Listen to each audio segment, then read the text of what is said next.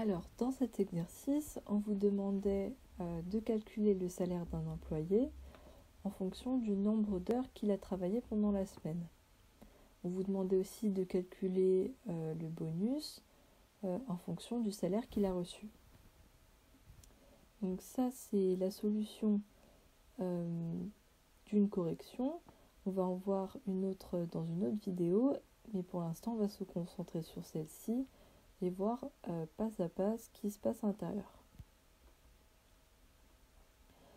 Donc, tout d'abord, on demande à l'utilisateur d'entrer le nombre d'heures travaillées en temps normal et le nombre d'heures supplémentaires. On fait ensuite le calcul en fonction de la consigne pour calculer le salaire. Ensuite, on a alors 3 conditions qui correspondent aux 3 cas différents pour calculer le bonus. Donc, par exemple, ici, on a vu si le salaire est strictement inférieur à 500 €, alors l'employé obtient un bonus de 10%. Donc, on le calcule bien ici.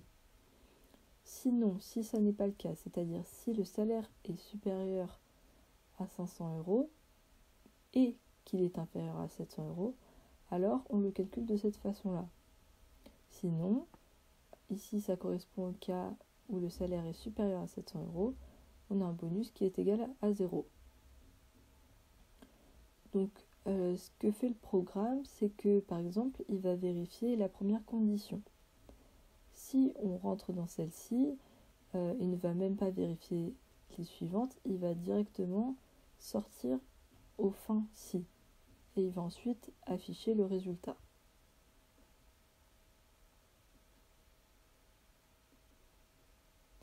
À l'exécution, on va prendre un exemple.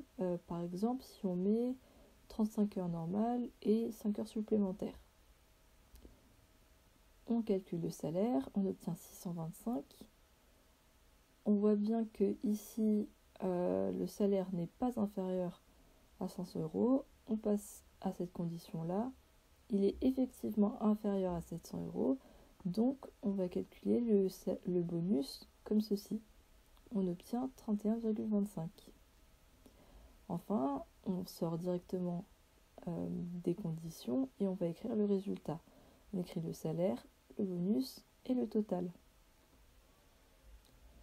Donc sur la console, ce programme-là donne un résultat comme ceci. Vous devriez avoir un résultat assez similaire.